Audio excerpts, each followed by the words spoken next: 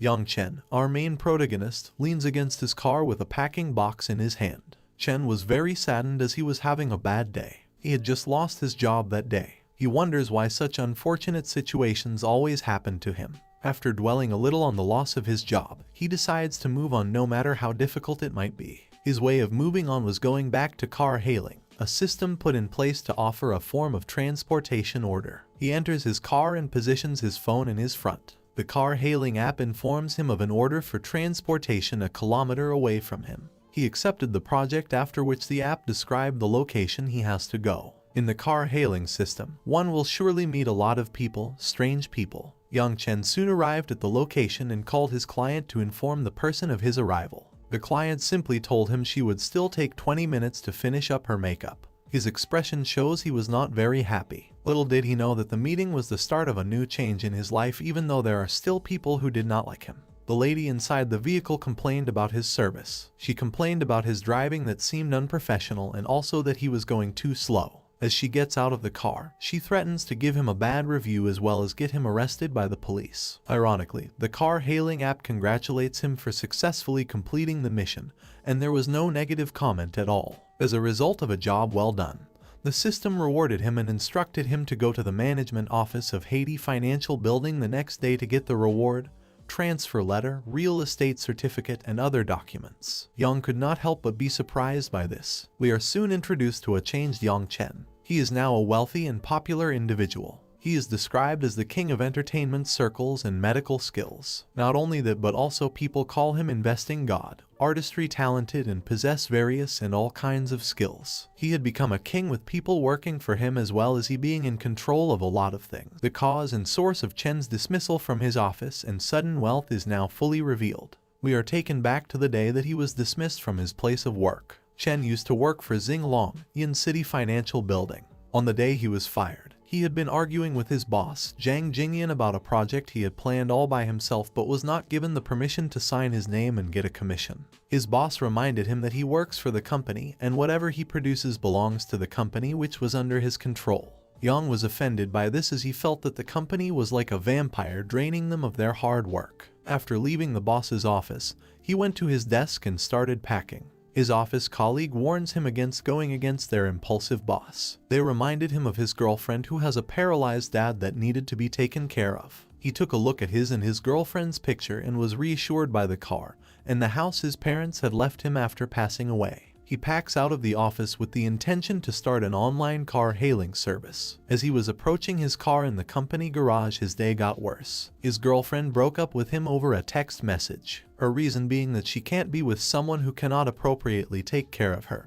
and that she had gone to follow her dreams. He tried calling her but was not accessible. We are taken to where he decides to go for the car hailing system. He arrived at the location for his first order and realized that the customer was just applying her makeup and would need a period of 20 minutes to finish up. Infuriated by this action, Zhang lashed out at her. He told her to get ready next time before ordering a cab. The lady asked for more minutes, requesting he must not cancel the order else she would give a bad review. Not caring about her threat, he cancelled the order. True to her word, the lady left an awful review. Suddenly, there was a magical lady who appeared before him. The magical lady confirms that the host has been detected and the binding condition meets. The lady explained to him that a bad review also has a reward and needs confirmation to get it. She explained that as long as the binding was successful, there will be rewards for every time he gets a bad review, although he still needs a few good ones to remain in the business. The reward ranges from money, properties, luxury cars to skills. He immediately accepts the binding. The magical lady kissed him as the binding, the bad review system, and the host are successfully bounded. She advised him to look for bad reviews. Since Zhang had received a complaint, he was rewarded with a 28% stake in a very luxurious hotel, All Island Hotel Group, making him the second largest shareholder. The owner has invited to dine together, where all transfer of equity agreement will be delivered to the owner. Zhang was surprised to see the reward being given immediately. She wishes him good luck. Almost immediately, he received an order request which he accepted immediately, as the location was the All Island Hotel Group. This is an opportunity for him to visit the island. He met the lady, his client, by the roadside and inquired from her if she is the passenger with order ID 8043. She replied to him with a yes, and he asked her to enter the car. When she enters, they begin the silent ride. On their way to the location, Wang Jai, who is the passenger, asks him why he keeps peeking at her through the mirror, referring to her by name as Beauty. He asks her if she doesn't know how to drive, telling her that he isn't looking at her through the window, but he is looking at the road condition behind him. Feeling insulted by the question about her driving skill, she gets angry. She asks him why he insulted her with that kind of reply when all she did was ask him a question. In retaliation to his remark about her, she told him he's very slow when it comes to driving and has no driving skills. Rather than exchanging words with her, with a smirk on his face he stepped on the accelerator and started to drive a very full speed, which began to scare Wang. Knowing fully well he is driving roughly because of the way she has spoken to him, she begins pleading for her life, to which he still refuses to drive any slower. Almost in tears, she held support inside the car so she wouldn't fall. She pleaded with him, acknowledging that she was really wrong. She starts screaming for help. She gets very scared that he would kill them with that speed rate. Calling him brother, she continues to plead with him. He asks her who her brother is, and he tells her it is only if he doesn't end up in an accident that she will leave that car alive.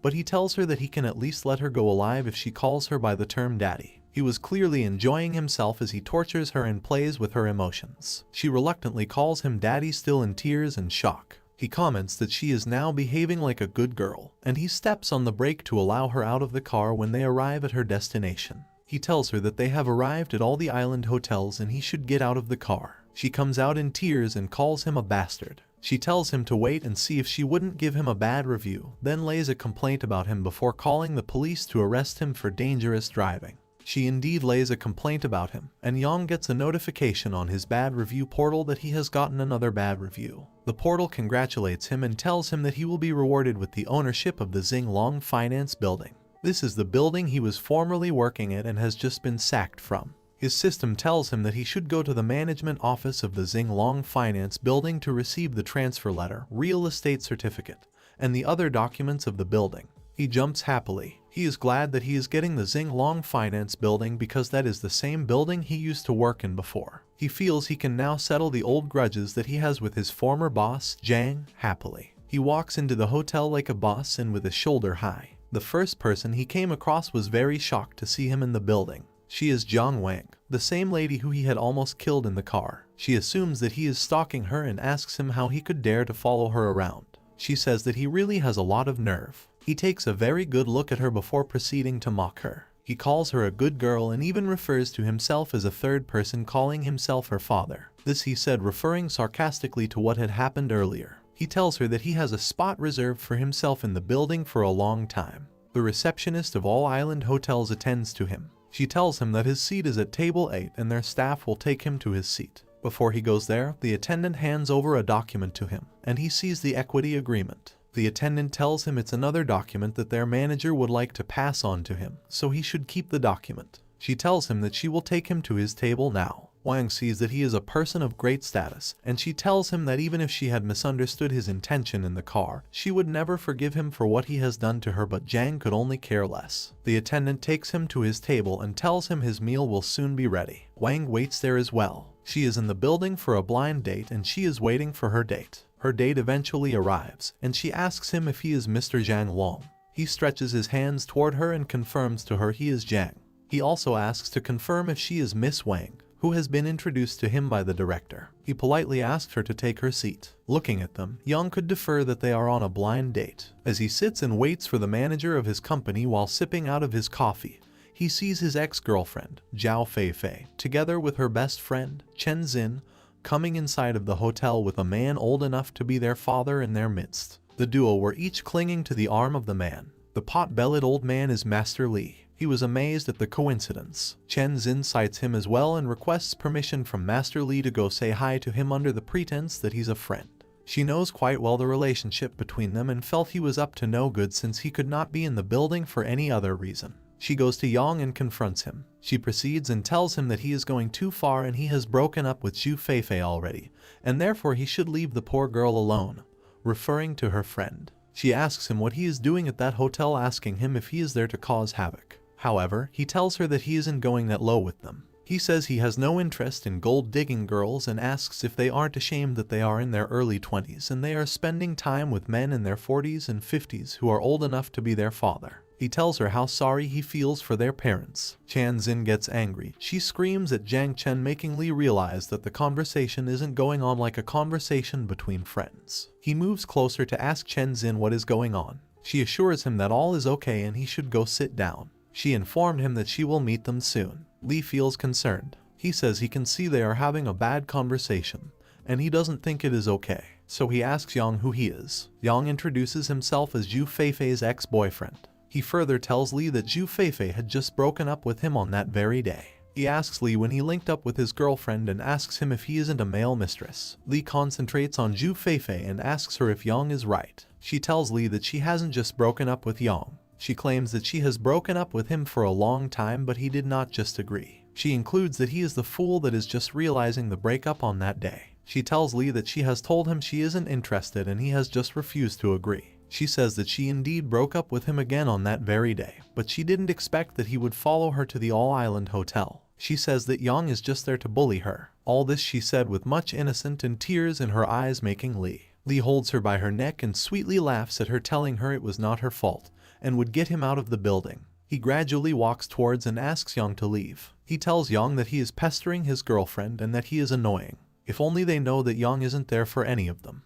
Lee feels it's about time he shows Yang that he is his boss at that place. He calls the waiter, telling her that she should call the company manager, Manager Cheng, because he wants to speak to him. The waiter does as she has been instructed immediately. Zhu Feifei also feels she has an upper hand in the situation on ground. She speaks to Yang, asking him if he should just leave the hotel now that the matter is still minor, because if he doesn't leave immediately he will have to suffer for it later. Yang doesn't listen to them. He keeps drinking his tea without being bothered about all that they are saying. Wang Jiang, who is witnessing the whole scenario, looks at him and calls him a weirdo in her mind. She wonders how the event will eventually play out. She says that since the situation has come to that which she has been trying to avoid, she will also like to see how the situation will end. I'm sure you want to see how it will end too. Wang's date. Mr. Zhang sees that she is interested in what is going on around Jiang Chen's table. He asks Wang if Wang knows Yang. Wang tells her date that she doesn't know him, but she just came to the building through his car-hailing taxi. She narrates her experience with her date. She tells him that not only did Yang have a very bad attitude, but he also almost killed her by driving recklessly. He also ensures she calls him daddy before he allows her to leave the car, so she got out of the car and gave him a bad review. Her date, Zhang, gets angry and he asks how Yang could dare do something that horrible to a stranger. He says that Yang is too much and he deserves to be dealt with. He tells Wang to remain on their chair, and he will go over to Yang and teach him a lesson.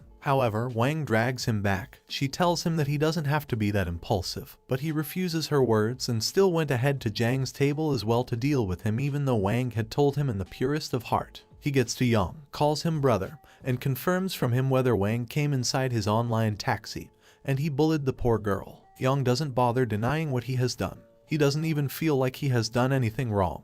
He looks at Zhang with annoying looks, telling him that he really did all that and inquired to know who he was. Zhang introduces himself as Zhang Long, telling him that he is Wang's blind date, and that if he tells Wang that he is sorry and calls her aunt, he will spare him from the punishment of his offense. He continues and tells Yang that if he doesn't do as he has been asked, he will have him thrown out of the hotel immediately. However, Yang simply drinks his coffee with so much attitude, asking Zhang who his father is. Well, when your father is really something, you will really find it easy to answer the question of who your father is. So the question doesn't pose so much of an issue to Zhang. He tells Yang that his father is the chairman of Tianmu Investment, and he is also about to invest in the All-Island Hotel Group.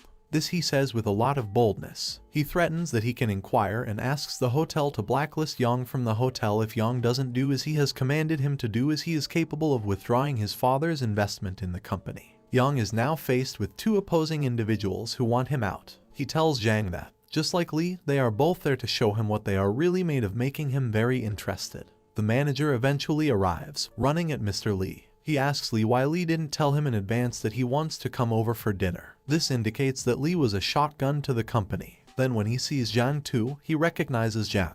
He compliments that it is like that day is a great day as two great people are at the hotel at the same time to eat their dinner. Lee explains to Chang, the manager, that the day is his girlfriend's birthday, and they have decided to come for dinner at the spur of the moment. However, when they arrive at the hostel, they find his girlfriend's ex-boyfriend at that same hotel, and he is pestering her so much that they can't even eat in peace. He tells Chang that he hopes Chang will help them get rid of the pest in the hotel, referring to Zhang. Jiang also lays his complaint. He tells Chang that he has come there for a blind date with his date, but he found out that his date was bullied on her way to that hotel by the skinny Yang.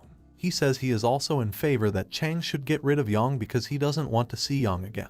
Chang knows how much both clients mean to the company. They are great clients of the company. Chang is more than ready to send away anyone who is a hindrance to them. He tells them that whoever offends them will surely be taken care of. They both immediately point the accusing finger at Yang, telling Chang that he is the one who had offended them. Yang is intense. He understands he has control of that situation, and whoever they are below his feet as the second highest equity shareholder of that company. As they point at him, Chang recognizes him as their new shareholder that the board had just sent out to announce. He knows he can't favor Jiang and Li over their company's new shareholder. Instead of commanding the security to send Yang away from the hotel, he calls the security to send both Li and Jiang away from the hotel. While Li and Jiang are still shocked, he commands the security that they shouldn't let Li and Jiang into the hotel again even in the future, as they are no longer welcome in the hotel. Li asks him again if he understands what he is saying. He asks if he has heard right. He reminds Chang that he is their hotel's vegetable food supplier. Jiang also brags about his family's rights. He asks Chang if they are sure that they no longer need his family's investment. To make them understand exactly what is going on,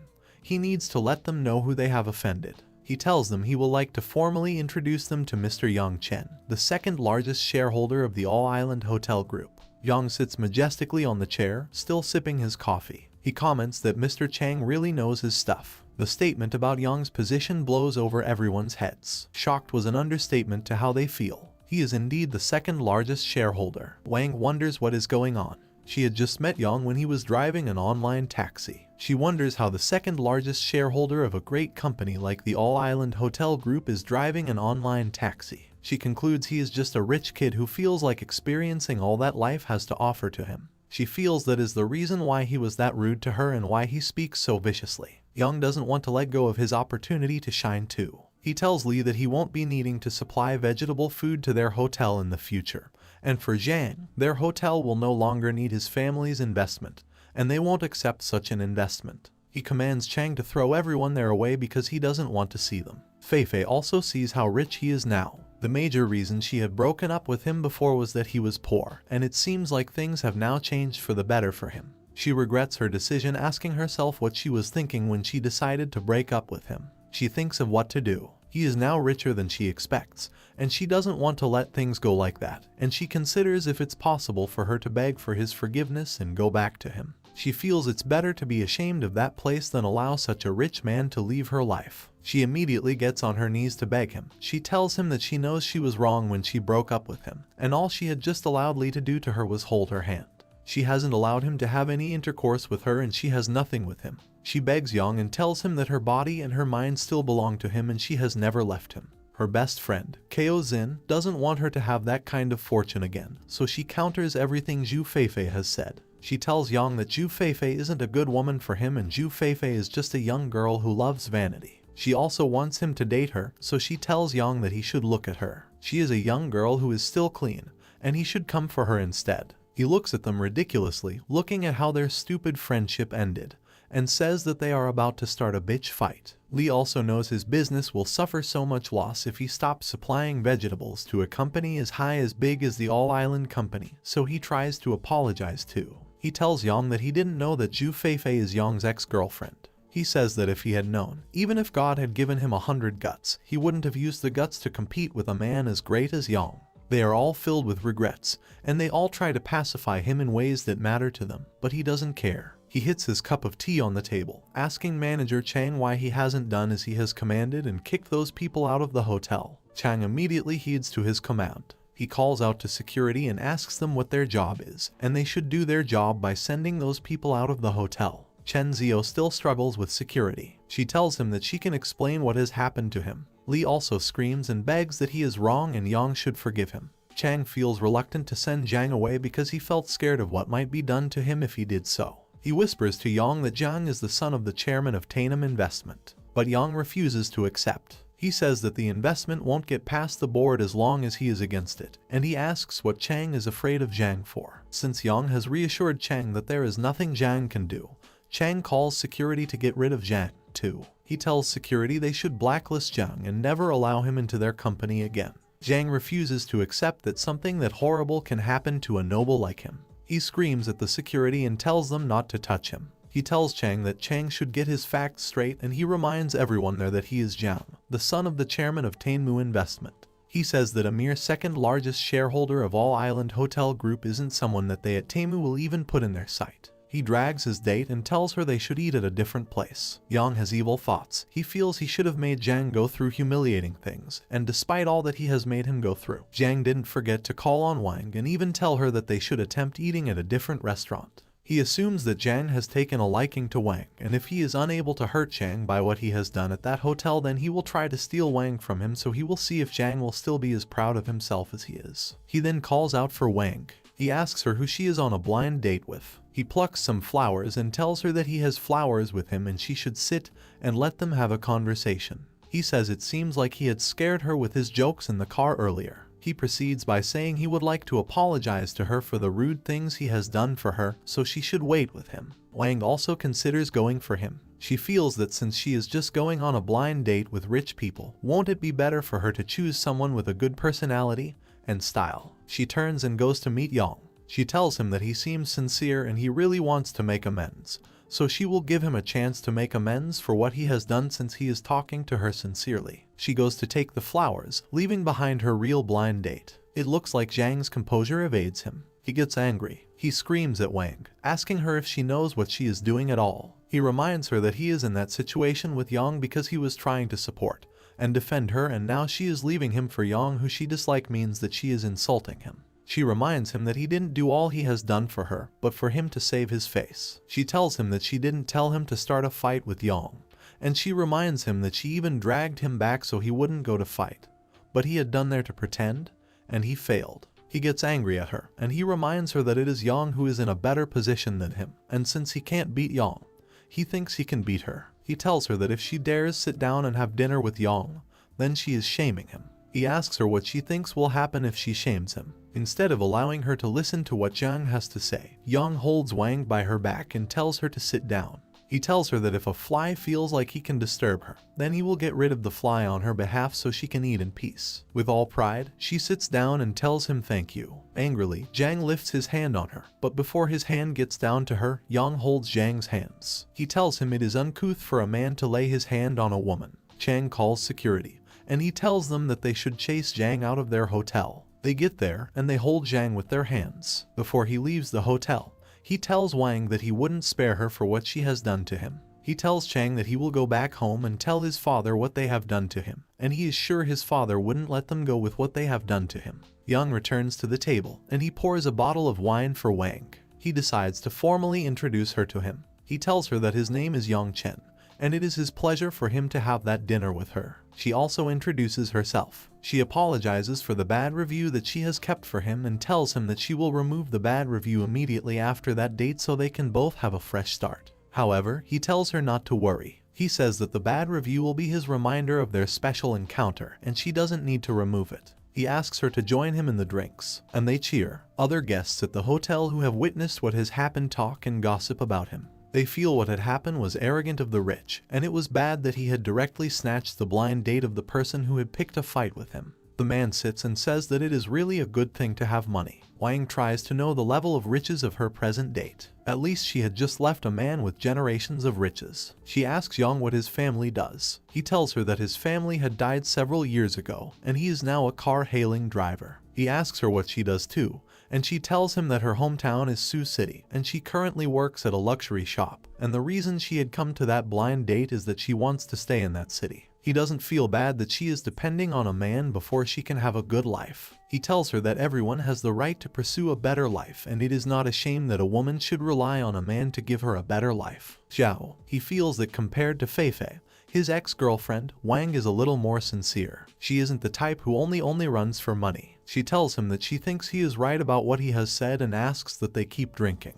As they drink, she asks him if he knows the reason she was so prejudiced against him when she got into the car. She explains to him that she had 2 blind dates today and the first person whom she met was very nice to her. However, as they get to know each other better, he tried to kiss her when it was dark in the cinema. She asks for his opinion about the issue, and he tells her he thinks the major reason she felt like that towards the man is that she didn't just like him. He tells her that if she had taken a fancy to him before he did that act, there was no way she could have refused to kiss him. She has another opinion about the issue. She feels that is not the case with her, and it has nothing to do with being good looking or not being good looking.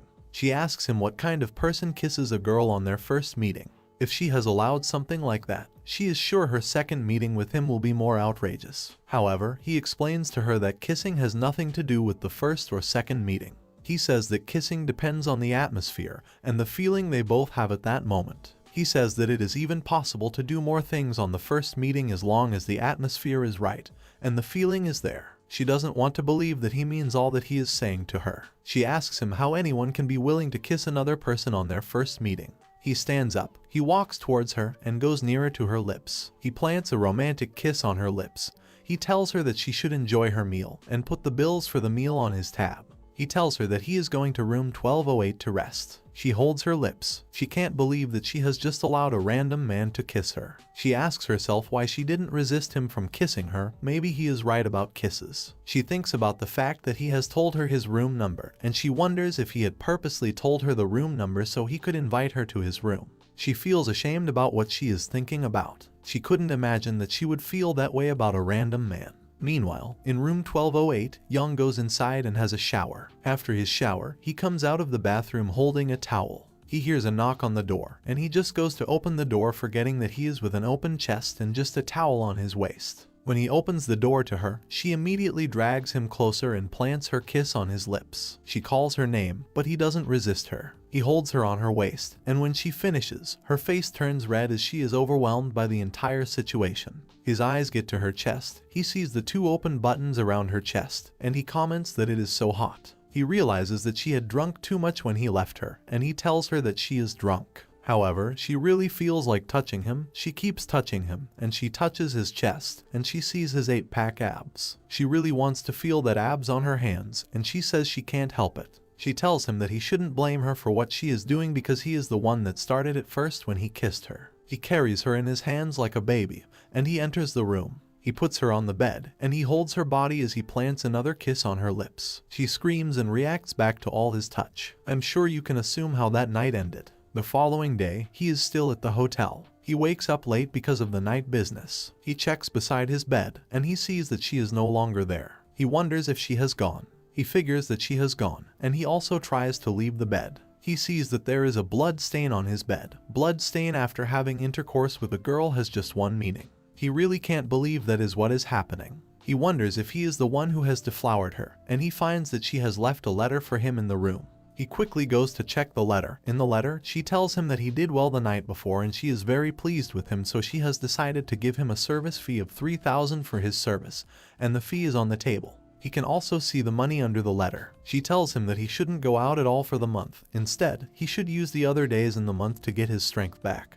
And when she gets paid the next month, she will come back and pack him in for a night again. He wonders what is going on, and he couldn't help but comment that women are very interesting. That day, he has just a purpose, which is for him to go to his former work building, the Xinglong Finance Building, and claim his new property. He goes there and he meets with the receptionist. He introduces himself as Yang Chan, telling her that he is there to collect his things. He is immediately directed to the manager, Manager Chan Chui, who welcomes him and introduces himself as the manager of the building office. Chan Chui tells him that he should give him a moment and he will get back to him with the property documents. Chan Chui returns with a folder. He tells Yang that all his things are inside the folder already. He tells him that he can check the folder out and that if he has any problem, he can ask immediately, and they will fix it for him. He tells Chen that he doesn't have to worry. He says that he knows Chen is a very disciplined person and he isn't someone who will mess with his things, so he is rest assured that everything is going the way they should. He tells Chen that he pleads with them all at the management of the company,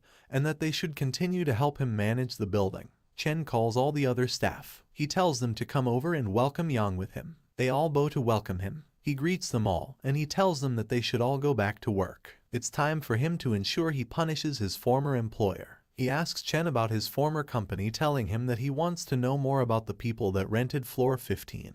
Chen asks him to hold on, and he checks the computer to bring out all the information about the people who rented floor 15. They see that the occupant is Zhang Jing'an, and his contract in that building expires by the end of the month. He tells Chen that it has just happened that their lease is coming up, and he really needs to brag about his accomplishment, so he tells Chen that they should go up and talk with Zhang. And Chen says yes. They leave for his former company. As they are about to get there, Chen tells Yang that he is sorry, but he has an appointment with another client who is coming in to ask about their rent that day. So Chen couldn't enter into the office with Yang, and Yang tells Chen that he can pick up his call and he will enter the office on his own first. He enters the finance company, and he meets his former colleagues. He greets them and tells them that it looks like they are all busy with work. They are shocked that he had the audacity to come back to that office, considering how he had left. One of his colleagues who are concerned about him comes to meet him. He was him why he had resigned and tells him that they should go and apologize to Mr. Zhang and manager Lai together. He appreciates his colleague's kind gesture, but he says he isn't there to apologize. He says he is there for his salary, which Zhang didn't pay him before he left. He screams that they should call Zhang for him so Zhang can pay him what he owes him. He shouts that Zhang should stop hiding in the office like a coward and he should come out. Zhang comes out with pride. He asks why Yang is shouting at his office and asks him what kind of place he thinks he is. He asks him if he thinks he is at a place where he can shout mindlessly. Yang speaks back at him. He says that he is shocked that Zhang came out and he had thought Zhang would be too scared to come out. He asks Zhang if Zhang has the commission he owes him. Zhang also wants him to come back to work because he knows how much the company is enjoying from his good work. He says that he will give Yang the commission he wants, but Yang should first be a good boy and return back to work. He says he would give Yang about 10,000 for 10 months and as long as he closes at least one single deal from that month till forever. However, that isn't their initial promise. Yang says Zhang is talking like a fart. He reminds Zhang that he clearly promised him a 20% commission on a successful case without any strings attached. Zhang refuses to admit fault. He asks Yang where the proof of that promise is. He asks if he has any proof, or if he is just deciding based on what he remembers that he was promised. He mocks Yang, asking him that what if he was promised that he would work for free for the rest of his life, will he like to redeem that promise? Yang claims that everyone in the company was there when he made the promise. He says that everyone heard him when he said it, and the evidence is in everyone's mind. So Zhang asks the other workers in the room if any one of them heard that promise. No one wants to jeopardize their work because they want to be a witness of truth, so no one supports Yang.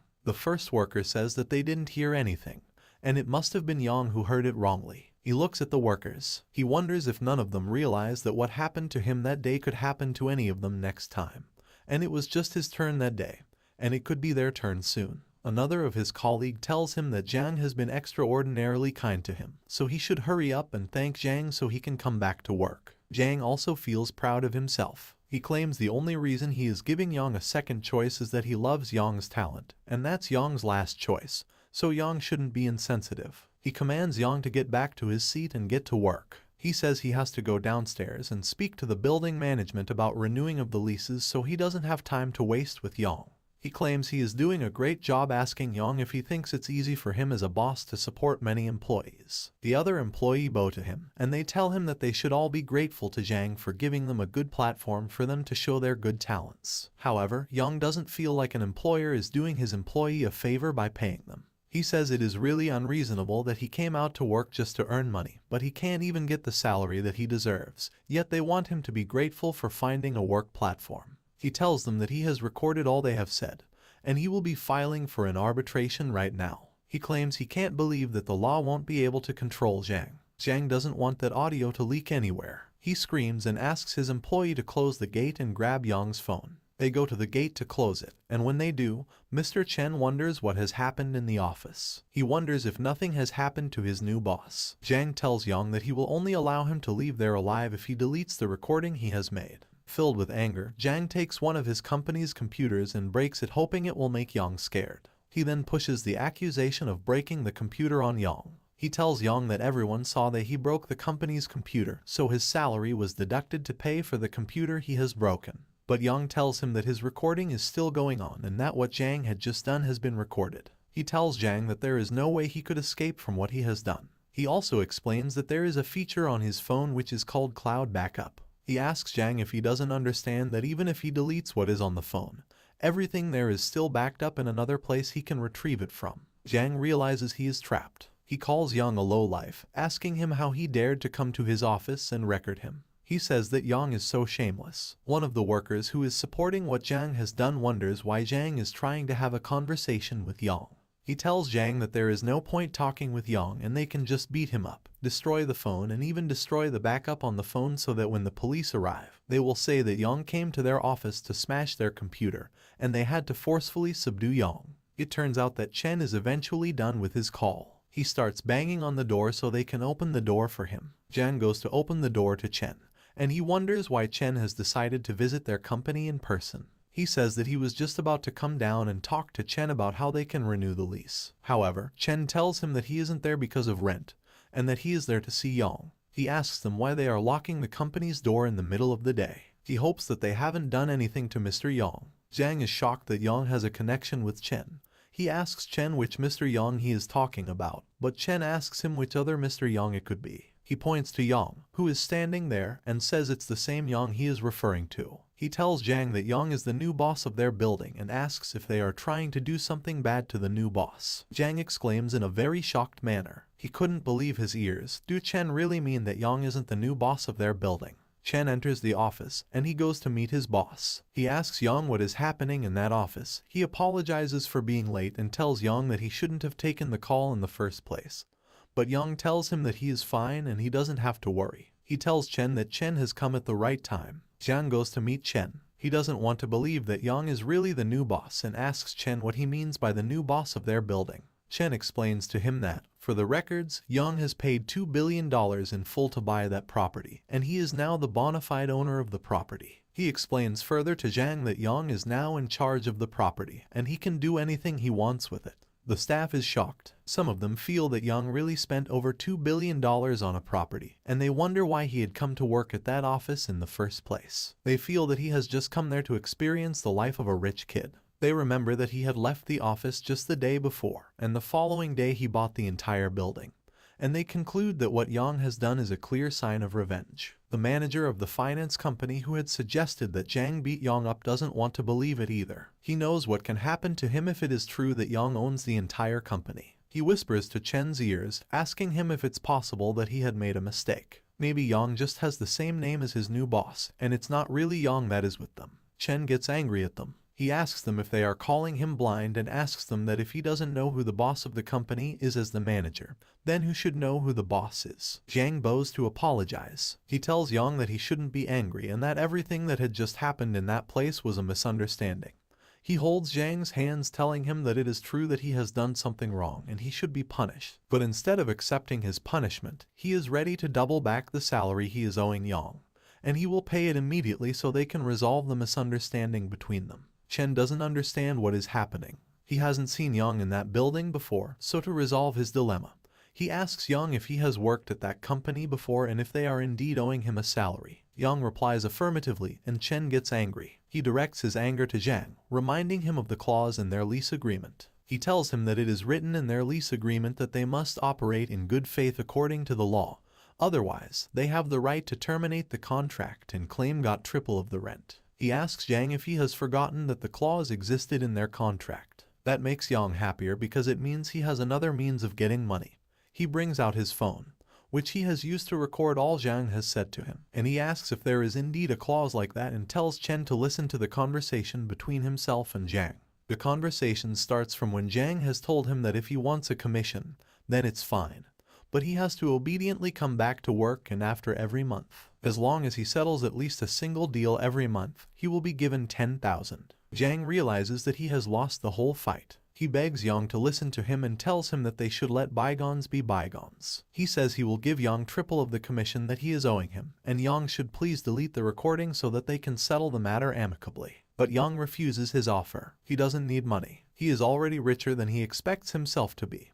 He tells Jiang that he just wants the amount he is owed and nothing more than that. He tells Chen that the matter is left to the management of the building, and he is sure they will handle it in such a way that he will be satisfied with their work. He attempts to leave the office, and Chen bows to him, telling him not to worry and that he will do everything the way he wants and even more than he wants. Jiang screams that he should stop. Jiang tells him that he has already given him, and he has admitted defeat. He asks Yang why Yang wants to drive him to the end. He begs Yang to leave him a way out of the situation and asks Yang who he is sure that he won't fall into his hands in the future too. However, Yang tells him that he is the kind of person who never leaves his enemy with a way out.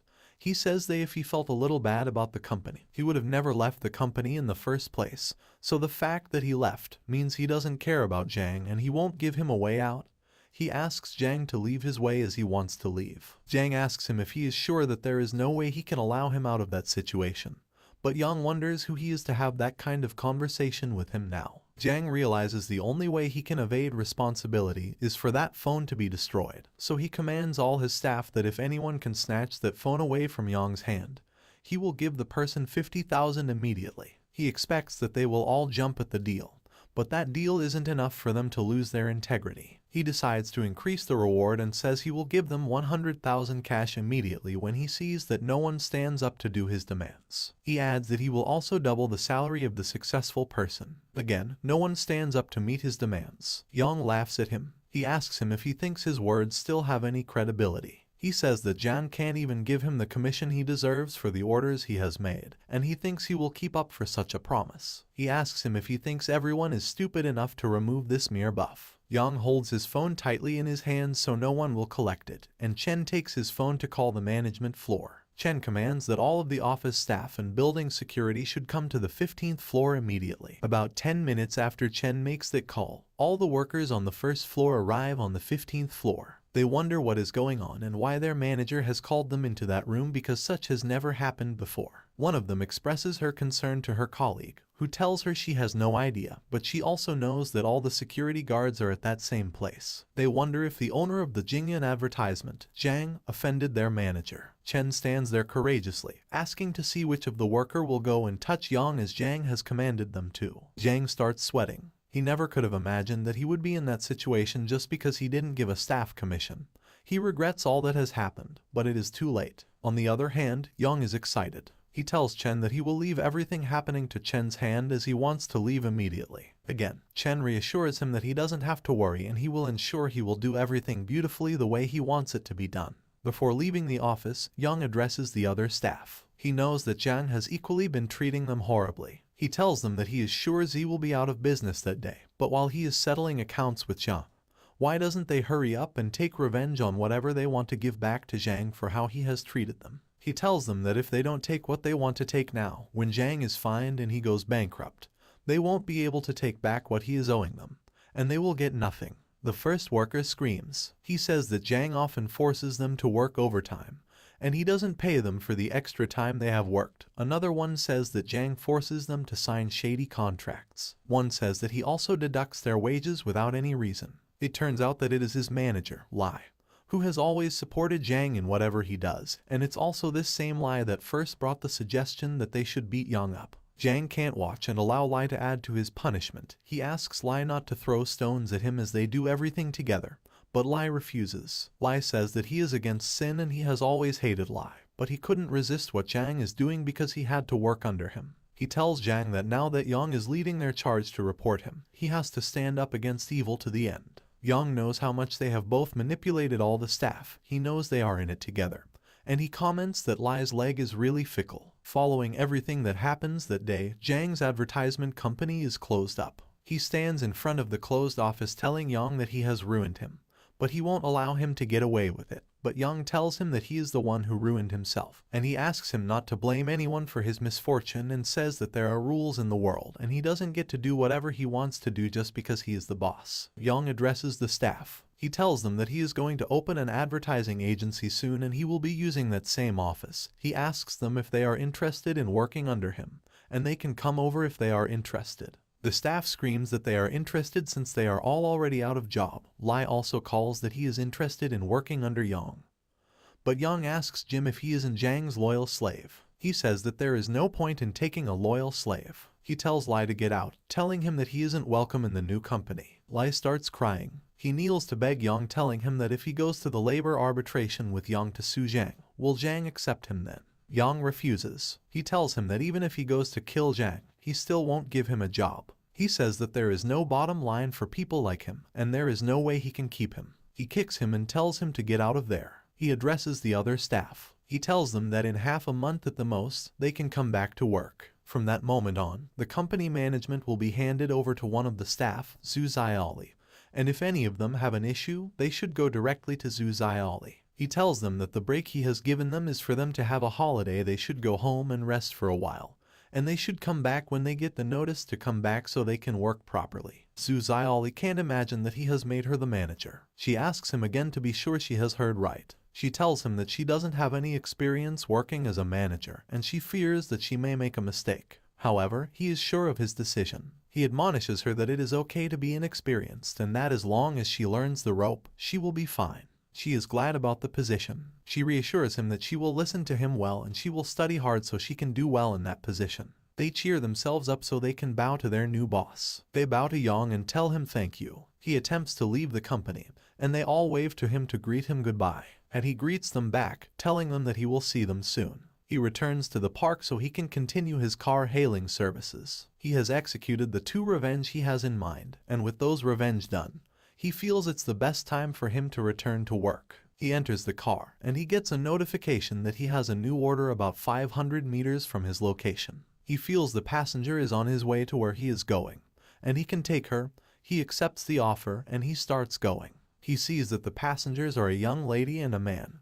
The lady seems familiar to him, and he says she looks like his college friend, Wang Lixin. He feels that he can't be a coincidence. When he gets nearer to them, he confirms that it is really his college friend. They take the cab, and when Wang enters the cab, she recognizes him, and she wonders how come he is the one riding the car. He greets her and tells her that it is indeed a coincidence that they are meeting again in that situation. He asks her if she is hanging out with her boyfriend. She feels it is about time that she introduces him to her partner. She introduces her partner as Jang Jiankun, so that means he is encountering another Jang. That will be the 3rd Jang he is encountering in that manhwa. She tells Jang that the driver is her university classmate, Yang Chen. She tells him that at that time, when they are at the university, he was the top student in their class, and he was also very handsome. In Jang's head, the first thing he imagines is that Yang is very popular with the girls. She tells him yes and tells him that many girls in their school then liked Yang. It was just a pity that, as of then, he had a girlfriend. She concentrates on Yang again. She asks him if he has broken up with his then university girlfriend. She feels it's a bad way to ask a man if he has broken up with his girlfriend, so she rephrases the question and asks him how far they are now. She asks him if he will end up getting married to her. However, he tells her that they have broken up, and she, therefore, comments that it was a shame that he turned down all the girls that wanted him in the university to pick his girlfriend and asks him if he regrets his decision now. He replies to her that he only turned her down and there is no point why she is bringing up that issue. She tells him that she didn't mean it in that way. She says that at least she has to thank him for turning her down because if he didn't turn her down in public and scolded her back then, she would be living a miserable life with him at the moment. Jang realizes that Yang also humiliated his girlfriend in public.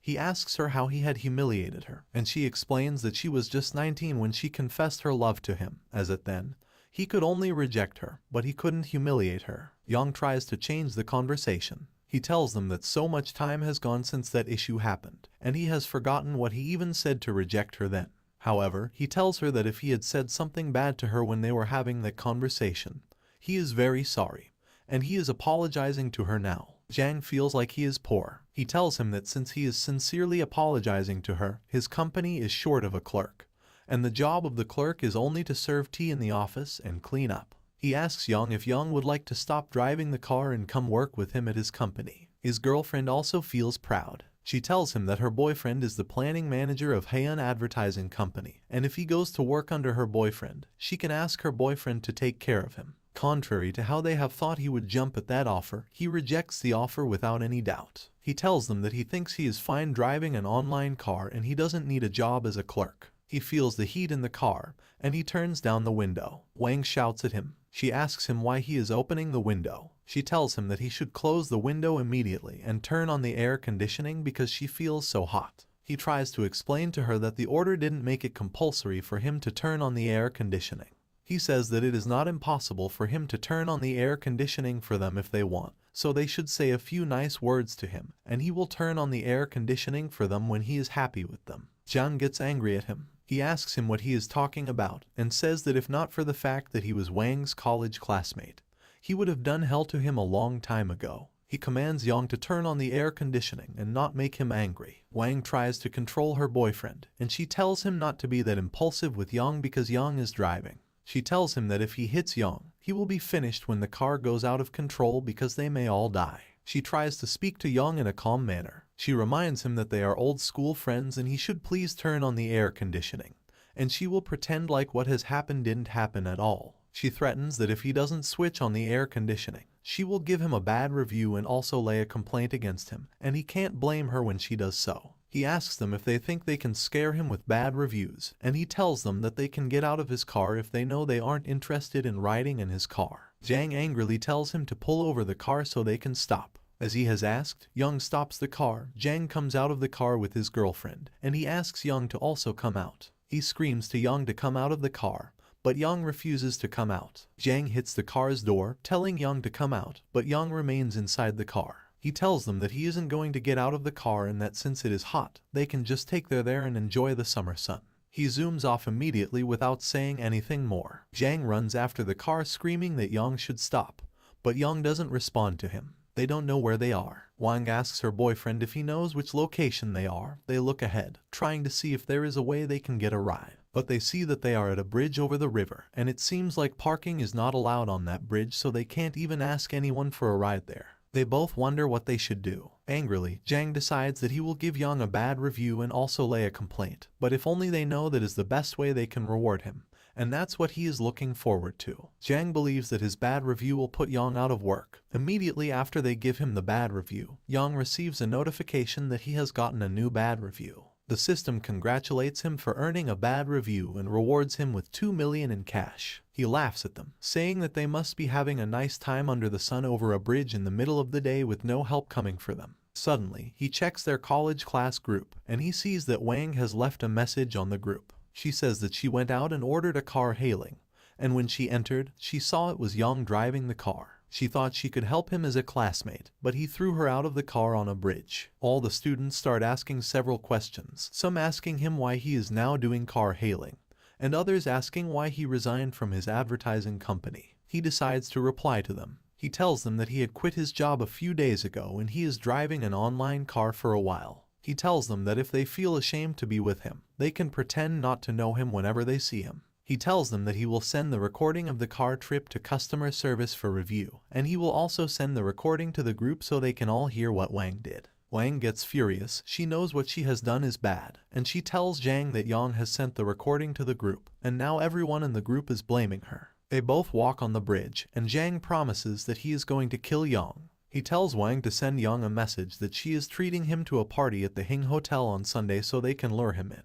and she will see how he is going to make him look bad in front of all their classmates. Wang supports the idea. She commends her boyfriend that he is smart and they can really get Young. He gets a notification that Wang wants to invite him for a dinner at Ning Hotel to apologize for what she has done the last time. He says whether he will go to the party or not depends on how he feels on that day, and if he is in a good mood, he will attend the party. He says it is a beautiful day, and he is sure that Wang and her boyfriend must be enjoying themselves on the bridge. He gets another order, and he goes to pick up his passenger. When he gets to the location, he calls that the car has arrived and asks the passenger where she is. It is raining, so she asks him how he expects her to get there in the rain. She tells him that he should come to where he is so he can get her there. He tells her to wait, saying that he will come there to pick her up. He picks up an umbrella from his car so he can go pick her up. He enters the rain to get to where she is, and when he gets there, he asks if she is his passenger, Ms. Zhang. At this point, we have to ask the author what he has with the name Zhang because this is the fourth Zhang that Yang will be meeting in the course of this story. He gets to her with an umbrella, but instead of her to humbly walk into the car with the umbrella, she complains that there is water on the ground and she can't walk across the water. She sits there expecting him to carry her to the car, but he refuses to do that. He tells her that he doesn't offer that kind of service except she is disabled.